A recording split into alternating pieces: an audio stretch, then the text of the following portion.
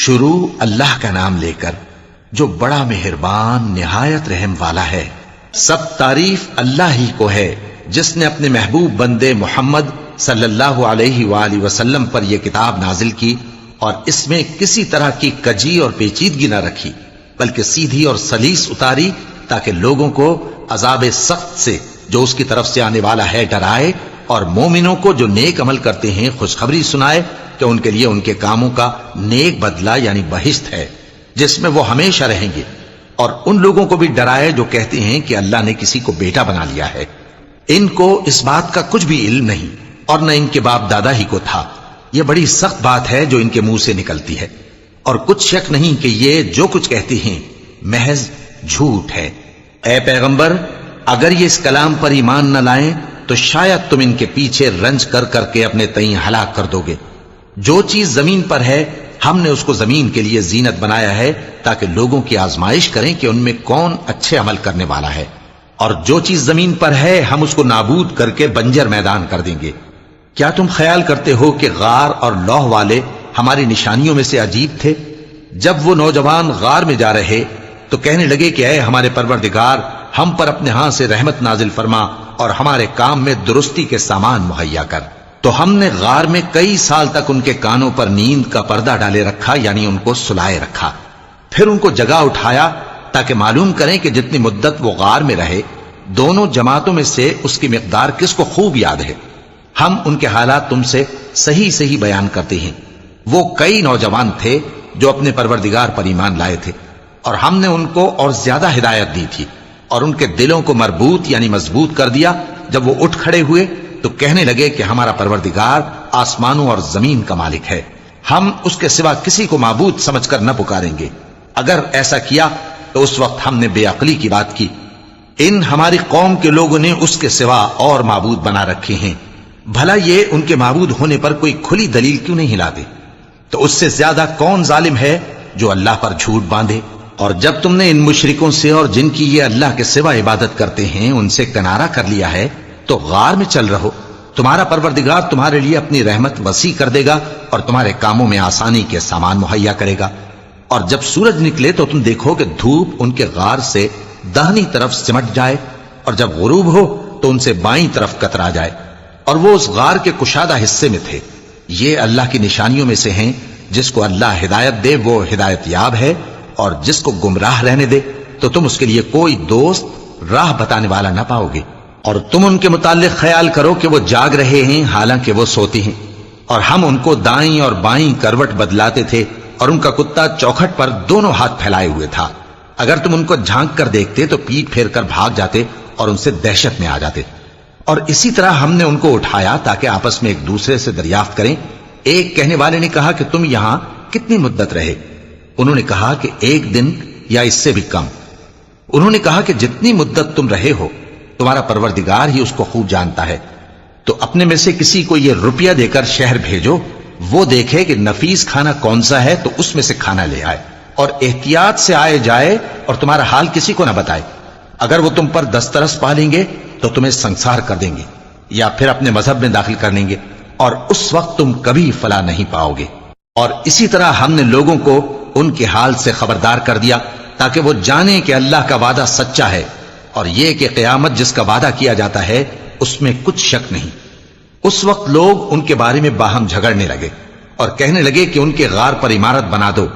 ان کا پروردگار ان کے حال سے خوب واقف ہے۔ جو لوگ ان کے معاملے میں غلبہ رکھتے تھے وہ کہنے لگے کہ ہم ان کے غار پر مسجد بنائیں گے۔ بعض لوگ اٹکل پچو کہیں گے کہ وہ 3 تھے اور چوتھا ان کا کتا تھا، اور بعض کہیں گے کہ وہ 5 تھے اور چھٹا ان کا کتا تھا، اور بعض کہیں گے کہ وہ 7 تھے اور 8واں ان کا کتا تھا۔ کہہ دو کہ میرا پروردگار ہی ان کے شمار سے خوب واقف ہے، ان کو جانتے بھی ہیں تو تھوڑے ہی لوگ جانتے ہیں۔ تو تم ان کے معاملے میں بحث نہ کرنا مگر سرسری سی بحث، اور نہ ان کے بارے میں ان میں سے کسی سے کچھ دریافت ہی کرنا، اور کسی کام کی نسبت نہ کہنا کہ میں اسے کل کر دوں گا، مگر انشاءاللہ کہہ کر، یعنی اگر اللہ چاہے تو کر دوں گا۔ اور جب اللہ کا نام لینا بھول جاؤ تو یاد آنے پر لے لو، اور کہہ دو کہ امید ہے کہ میرا پروردگار مجھے اس سے بھی زیادہ ہدایت کی باتیں بتائے۔ اور اصحاب کہف اپنے غار میں 9 پر 300 سال رہے، کہہ دو کہ جتنی مدت وہ رہے اسے اللہ ہی خوب جانتا ہے،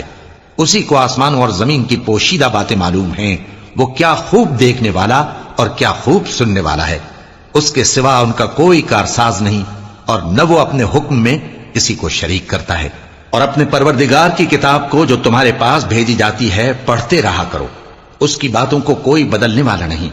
اور اس کے سوا تم کہیں پناہ بھی نہیں پاؤ گے۔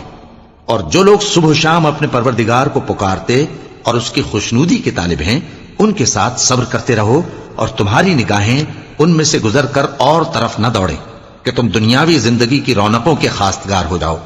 اور جس شخص کے دل کو ہم نے اپنی یاد سے غافل کر دیا ہے اور وہ اپنی خواہش کی پیروی کرتا ہے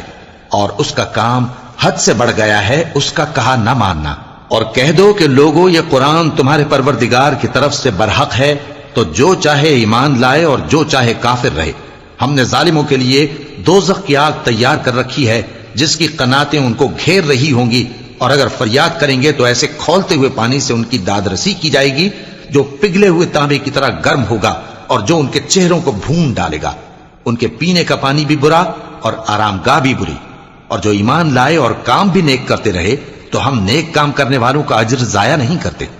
ایسے لوگوں کے لیے ہمیشہ رہنے کے باغ ہیں جن میں ان کے محلوں کے نیچے نہریں بہ رہی ہیں، ان کو وہاں سونے کے کنگن پہنائے جائیں گے، اور وہ باریک دیبا اور اطلس کے سبز کپڑے پہنا کریں گے، اور تختوں پر تکیے لگا کر بیٹھا کریں گے۔ کیا خوب بدلہ اور کیا خوب آرام گاہ ہے۔ اور ان سے دو شخصوں کا حال بیان کرو جن میں سے ایک کو ہم نے انگور کے 2 باغ عنایت کیے تھے اور ان کے گردا گرد کھجوروں کے درخت لگا دیے تھے اور ان کے درمیان کھیتی پیدا کر دی تھی۔ دونوں باغ کثرت سے پھل لاتے اور اس کی پیداوار میں کسی طرح کی کمی نہ ہوتی، اور دونوں میں ہم نے ایک نہر بھی جاری کر رکھی تھی، اور اس طرح اس شخص کو ان کی پیداوار ملتی رہتی تھی۔ تو ایک دن جبکہ وہ اپنے دوست سے باتیں کر رہا تھا، کہنے لگا کہ میں تم سے مال و دولت میں بھی زیادہ ہوں اور جتھے اور جماعت کے لحاظ سے بھی زیادہ عزت والا ہوں، اور ایسی شیخیوں سے اپنے حق میں ظلم کرتا ہوا اپنے باغ میں داخل ہوا۔ کہنے لگا کہ میں نہیں خیال کرتا کہ یہ باغ کبھی تباہ ہو، اور نہ خیال کرتا ہوں کہ قیامت برپا ہو، اور اگر میں اپنے پروردگار کی طرف لوٹایا بھی جاؤں تو وہاں ضرور اس سے اچھی جگہ پاؤں گا۔ تو اس کا دوست جو اس سے گفتگو کر رہا تھا کہنے لگا کہ کیا تم اس ذات سے کفر کرتے ہو جس نے تم کو مٹی سے پیدا کیا، پھر نطفے سے، پھر تمہیں پورا آدمی بنایا؟ مگر میں تو یہ کہتا ہوں کہ اللہ ہی میرا پروردگار ہے، اور میں اپنے پروردگار کے ساتھ کسی کو شریک نہیں کرتا۔ اور جب تم اپنے باغ میں داخل ہوئے تو تم نے ماشاء اللہ لا قوت الا باللہ کیوں نہ کہا؟ اگر تم مجھے مال و اولاد میں اپنے سے کمتر دیکھتے ہو تو عجب نہیں کہ میرا پروردگار مجھے تمہارے باغ سے بہتر عطا فرمائے، اور تمہارے اس باغ پر آسمان سے آفت بھیج دے تو وہ صاف میدان ہو جائے، یا اس باغ کی نہر کا پانی گہرائی میں اتر جائے تو پھر تم اسے تلاش نہ کر سکو، اور اس کے میووں کو عذاب نے آ گھیرا اور وہ اپنی چھتریوں پر گر کر رہ گیا، تو جو مال اس نے اس پر خرچ کیا تھا اس پر حسرت سے ہاتھ ملنے لگا اور کہنے لگا کہ کاش میں اپنے پروردگار کے ساتھ کسی کو شریک نہ بناتا۔ اس وقت اللہ کے سوا کوئی جماعت اس کی مددگار نہ ہوئی اور نہ وہ بدلہ لے سکا۔ یہاں سے ثابت ہوا کہ حکومت سب اللہ کی ہے، جو معبود برحق ہے وہی بہترین ثواب عطا کرنے والا اور بہترین انجام لانے والا ہے۔ اور ان سے دنیا کی زندگی کی مثال بھی بیان کر دو کہ وہ ایسی ہے جیسے پانی جسے ہم نے آسمان سے برسایا تو اس کے ساتھ زمین کی پیداوار مل کر نکلی، پھر وہ چورا چورا ہو گئی کہ ہوائیں اسے اڑاتی پھرتی ہیں، اور اللہ تو ہر چیز پر قدرت رکھتا ہے۔ مال اور بیٹے تو دنیا کی زندگی کی رونق و زینت ہیں، اور نیکیاں جو باقی رہنے والی ہیں وہ ثواب کے لحاظ سے تمہارے پروردگار کے ہاں بہت اچھی اور امید کے لحاظ سے بہت بہتر ہیں۔ اور جس دن ہم پہاڑوں کو چلائیں گے اور تم زمین کو صاف میدان دیکھو گے اور ان لوگوں کو ہم جمع کر لیں گے تو ان میں سے کسی کو بھی نہیں چھوڑیں گے، اور سب تمہارے پروردگار کے سامنے صف باندھ کر لائے جائیں گے، تو ہم ان سے کہیں گے کہ جس طرح ہم نے تم کو پہلی بار پیدا کیا تھا اسی طرح آج تم ہمارے سامنے آئے، لیکن تم نے تو یہ خیال کر رکھا تھا کہ ہم نے تمہارے لیے قیامت کا کوئی وقت مقرر ہی نہیں کیا، اور اعمال کی کتاب کھول کر رکھی جائے گی تو تم گناہگاروں کو دیکھو گے کہ جو کچھ اس میں لکھا ہوگا اس سے ڈر رہے ہوں گے، اور کہیں گے ہائے شامت، یہ کیسی کتاب ہے کہ نہ چھوٹی بات کو چھوڑتی ہے نہ بڑی کو، کوئی بات بھی نہیں مگر اسے لکھ رکھا ہے،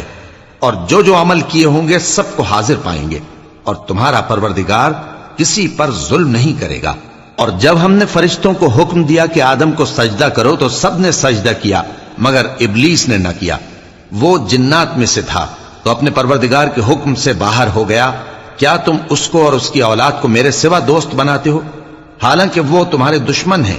اور شیطان کی دوستی ظالموں کے لیے اللہ کی دوستی کا برا بدل ہے۔ میں نے ان کو نہ تو آسمانوں اور زمین کے پیدا کرنے کے وقت بلایا تھا اور نہ خود ان کے پیدا کرنے کے وقت، اور میں ایسا نہ تھا کہ گمراہ کرنے والوں کو مددگار بناتا۔ اور جس دن اللہ فرمائے گا کہ اب میرے شریکوں کو جن کی نسبت تم معبود ہونے کا گمان رکھتے تھے بلاؤ، تو وہ ان کو بلائیں گے مگر وہ ان کو کچھ جواب نہ دیں گے، اور ہم ان کے درمیان ہلاکت کی ایک جگہ بنا دیں گے، اور گناہگار لوگ دوزخ کو دیکھیں گے تو یقین کر لیں گے کہ وہ اس میں پڑنے والے ہیں، اور اس سے بچنے کا کوئی رستہ نہ پائیں گے۔ اور ہم نے اس قرآن میں لوگوں کے سمجھانے کے لیے طرح طرح کی مثالیں بیان فرمائی ہیں، لیکن انسان سب چیزوں سے بڑھ کر جھگڑالو ہے۔ اور لوگوں کے پاس جب ہدایت آ گئی تو ان کو کس چیز نے منع کیا کہ ایمان لائیں اور اپنے پروردگار سے بخشش مانگیں، بجز اس کے کہ اس بات کے منتظر ہوں کہ انہیں بھی پہلوں کا سا معاملہ پیش آئے یا ان پر عذاب سامنے سے آ جائے۔ اور ہم جو پیغمبروں کو بھیجا کرتے ہیں تو صرف اس لیے کہ لوگوں کو اللہ کی نعمتوں کی خوشخبریاں سنائیں اور عذاب سے ڈرائیں۔ اور جو کافر ہیں وہ باطل کی مدد سے جھگڑا کرتے ہیں تاکہ اس سے حق کو پھسلا دیں، اور انہوں نے ہماری آیتوں کو اور جس چیز سے ان کو ڈرایا جاتا ہے اسے ہنسی بنا لیا ہے۔ اور اس سے بڑھ کر ظالم کون، جس کو اس کے پروردگار کی آیات کے ذریعے سمجھایا گیا تو اس نے ان سے منہ پھیر لیا، اور جو اعمال وہ آگے کر چکا اس کو بھول گیا۔ ہم نے ان کے دلوں پر پردے ڈال دیے کہ اسے سمجھ نہ سکیں، اور کانوں میں ثقل پیدا کر دیا ہے کہ سن نہ سکیں، اور اگر تم ان کو رستے کی طرف بلاؤ تو کبھی رستے پر نہ آئیں گے، اور تمہارا پروردگار بخشنے والا صاحب رحمت ہے۔ اگر وہ ان کے کرتوتوں پر ان کو پکڑنے لگے تو ان پر جھٹ عذاب بھیج دے، مگر ان کے لیے ایک وقت مقرر کر رکھا ہے کہ اس کے عذاب سے کوئی پناہ کی جگہ نہ پائیں گے۔ اور یہ بستیاں جو ویران پڑی ہیں، جب انہوں نے کفر کر کے ظلم کیا تو ہم نے ان کو تباہ کر دیا، اور ان کی تباہی کے لیے ایک وقت مقرر کر دیا تھا۔ اور جب موسیٰ نے اپنے شاگرد سے کہا کہ جب تک میں دو دریاؤں کے ملنے کی جگہ نہ پہنچ جاؤں ٹلنے کا نہیں، خاص صدیوں چلتا رہوں، پھر جب وہ دونوں ان دریاؤں کے سنگم پر پہنچے تو اپنی مچھلی بھول گئے، پھر اس مچھلی نے دریا میں سرنگ کی طرح اپنا رستہ بنا لیا۔ جب آگے چلے تو موسیٰ نے اپنے شاگرد سے کہا کہ ہمارا کھانا لاؤ، اس سفر سے ہم کو بہت تکان ہو گئی ہے۔ اس نے کہا کہ بھلا آپ نے دیکھا کہ جب ہم نے اس چٹان کے پاس آرام کیا تھا تو میں مچھلی وہیں بھول گیا، اور مجھے آپ سے اس کا ذکر کرنا شیطان نے بھلا دیا، اور اس مچھلی نے عجیب طرح سے دریا میں اپنا رستہ بنایا۔ موسیٰ نے کہا یہی تو وہ مقام ہے جسے ہم تلاش کرتے تھے، تو وہ اپنے پاؤں کے نشان دیکھتے دیکھتے لوٹ گئے۔ وہاں انہوں نے ہمارے بندوں میں سے ایک بندہ دیکھا جس کو ہم نے اپنے ہاں سے رحمت خاص سے نوازا تھا اور اپنے پاس سے ایک خاص علم بخشا تھا۔ موسیٰ نے ان سے جن کا نام خضر تھا کہا کہ جو علم اللہ کی طرف سے آپ کو سکھایا گیا ہے، اگر آپ اس میں سے مجھے کچھ بھلائی کی باتیں سکھائیں تو میں آپ کے ساتھ رہوں۔ خضر نے کہا کہ تم میرے ساتھ رہ کر صبر نہیں کر سکو گے، اور جس بات کی تمہیں خبر ہی نہیں اس پر صبر کر بھی کیسے سکتے ہو؟ موسیٰ نے کہا اللہ نے چاہا تو آپ مجھے صابر پائیے گا، اور میں آپ کے ارشاد کے خلاف نہیں کروں گا۔ خضر نے کہا اگر تم میرے ساتھ رہنا چاہو تو شرط یہ ہے مجھ سے کوئی بات نہ پوچھنا جب تک میں خود اس کا ذکر تم سے نہ کروں۔ تو دونوں چل پڑے، یہاں تک کہ جب کشتی میں سوار ہوئے تو خضر نے کشتی کو پھاڑ ڈالا۔ موسیٰ نے کہا کیا آپ نے اس کو اس لیے پھاڑا ہے کہ سواروں کو غرق کر دی؟ یہ تو آپ نے بڑی عجیب بات کی۔ خضر نے کہا کیا میں نے نہیں کہا تھا کہ تم میرے ساتھ صبر نہ کر سکو گے؟ موسیٰ نے کہا کہ جو بھول مجھ سے ہوئی اس پر مواخذہ نہ کیجیے اور میرے معاملے میں مجھ پر مشکل نہ ڈالیے۔ پھر دونوں چلے، یہاں تک کہ رستے میں ایک لڑکا ملا تو خضر نے اسے مار ڈالا۔ موسیٰ نے کہا کہ آپ نے ایک بے گناہ شخص کو ناحق بغیر قصاص کے مار ڈالا، یہ تو آپ نے بری بات کی۔ خضر نے کہا کیا میں نے نہیں کہا تھا کہ تم سے میرے ساتھ صبر نہیں ہو سکے گا؟ انہوں نے کہا کہ اگر میں اس کے بعد پھر کوئی بات پوچھوں یعنی اعتراض کروں تو مجھے اپنے ساتھ نہ رکھیے گا کہ آپ میری طرف سے عذر کے قبول کرنے میں حد کو پہنچ گئے ہیں۔ پھر دونوں چلے، یہاں تک کہ گاؤں والوں کے پاس پہنچے اور ان سے کھانا طلب کیا۔ انہوں نے ان کی ضیافت کرنے سے انکار کیا۔ پھر انہوں نے وہاں ایک دیوار دیکھی جو گرا چاہتی تھی، تو خضر نے اس کو سیدھا کر دیا۔ موسیٰ نے کہا کہ اگر آپ چاہتے تو ان سے اس کا معاوضہ لے لیتے تاکہ کھانے کا کام چلتا۔ خضر نے کہا کہ اب مجھ میں اور تم میں علیحدگی، مگر جن باتوں پر تم صبر نہ کر سکے میں ان کا تمہیں بھید بتائے دیتا ہوں کہ وہ جو کشتی تھی غریب لوگوں کی تھی جو دریا میں محنت کر کے یعنی کشتیاں چلا کر گزارا کرتے تھے، اور ان کے سامنے کی طرف ایک بادشاہ تھا جو ہر اچھی کشتی کو زبردستی چھین لیتا تھا،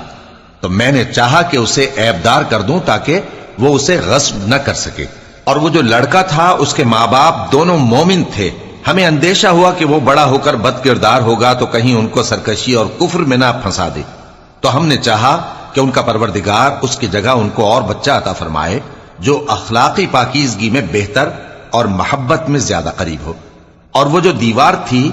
سو 2 یتیم لڑکوں کی تھی جو شہر میں رہتے تھے، اور اس کے نیچے ان کا خزانہ دفن تھا، اور ان کا باپ ایک نیک آدمی تھا۔ تو تمہارے پروردگار نے چاہا کہ وہ اپنی جوانی کو پہنچ جائیں اور پھر اپنا خزانہ نکالے۔ یہ تمہارے پروردگار کی مہربانی ہے، اور یہ کام میں نے اپنی طرف سے نہیں کیے، یہ ان باتوں کی حقیقت ہے جن پر تم صبر نہ کر سکے۔ اور تم سے ذوالقرنین کے بارے میں دریافت کرتے ہیں، کہہ دو کہ میں اس کا کسی قدر حال تمہیں پڑھ کر سناتا ہوں۔ ہم نے اس کو زمین میں بڑا اقتدار دیا تھا اور ہر طرح کا سامان اس کو عطا کیا تھا، تو اس نے ایک سفر کا سامان کیا، یہاں تک کہ جب سورج کے غروب ہونے کی جگہ پہنچا تو اسے ایسا پایا کہ ایک کیچڑ والے چشمے میں ڈوب رہا ہے، اور اس چشمے کے پاس ایک قوم دیکھی۔ ہم نے کہا ذوالقرنین تم ان کو خواہ تکلیف دو خواہ ان کے بارے میں بھلائی اختیار کرو، دونوں باتوں کی تم کو قدرت ہے۔ ذوالقرنین نے کہا کہ جو کفر و بد کرداری سے ظلم کرے گا اسے ہم سزا دیں گے، پھر وہ اپنے پروردگار کی طرف لوٹایا جائے گا تو وہ بھی اسے بڑا عذاب دے گا، اور جو ایمان لائے گا اور عمل نیک کرے گا اس کے لیے بہت اچھا بدلہ ہے، اور ہم اپنے معاملے میں اس سے نرم بات کہیں گے۔ پھر اس نے ایک اور سامان سفر کیا، یہاں تک کہ سورج کے طلوع ہونے کے مقام پر پہنچا تو دیکھا کہ وہ ایسے لوگوں پر طلوع ہوتا ہے جن کے لیے ہم نے دھوپ سے بچاؤ کی کوئی اوٹ نہیں بنائی تھی۔ حقیقت یوں ہی تھی، اور جو کچھ اس کے پاس تھا ہم کو سب کی خبر تھی۔ پھر اس نے ایک اور سفر کا سامان کیا، یہاں تک کہ 2 اونچے سیدھے پہاڑوں کے درمیان پہنچا تو دیکھا کہ ان کے اس طرف کچھ لوگ ہیں کہ بات کو سمجھ نہیں سکتے۔ ان لوگوں نے کہا کہ اے ذوالقرنین، یاجوج اور ماجوج اس علاقے میں فساد کرتے رہتے ہیں، بھلا ہم آپ کے لیے خرچ کا انتظام کر دیں کہ آپ ہمارے اور ان کے درمیان ایک دیوار کھینچ دیں۔ ذوالقرنین نے کہا کہ خرچ کا جو مقدور اللہ نے مجھے بخشا ہے وہ بہت اچھا ہے، تم مجھے قوت بازو سے مدد دو، میں تمہارے اور ان کے درمیان ایک مضبوط رکاوٹ بنا دوں گا۔ تم لوہے کے بڑے بڑے تختے میرے پاس لاؤ۔ چنانچہ کام جاری کر دیا گیا، یہاں تک کہ جب اس نے دونوں پہاڑوں کے درمیان کا حصہ برابر کر دیا اور کہا کہ اب اسے دھوکو، یہاں تک کہ جب اس کو دھونک دھونک کر آگ کر دیا تو کہا کہ اب میرے پاس تانبا لاؤ کہ اس پر پگھلا کر ڈال دوں۔ پھر ان میں یہ قدرت نہ رہی کہ اس پر چڑھ سکیں، اور نہ یہ طاقت رہی کہ اس میں نقب لگا سکیں۔ بولا کہ یہ میرے پروردگار کی مہربانی ہے، پھر جب میرے پروردگار کا وعدہ آ پہنچے گا تو اس کو ڈھا کر ہموار کر دے گا، اور میرے پروردگار کا وعدہ سچا ہے۔ اس روز ہم ان کو چھوڑ دیں گے کہ روئے زمین پر پھیل کر ایک دوسرے میں گھس جائیں گے، اور سور پھونکا جائے گا تو ہم سب کو جمع کر لیں گے، اور اس روز ہم جہنم کو کافروں کے سامنے لائیں گے جن کی آنکھیں میری یاد سے پردے میں تھیں اور وہ سننے کی طاقت نہیں رکھتے تھے۔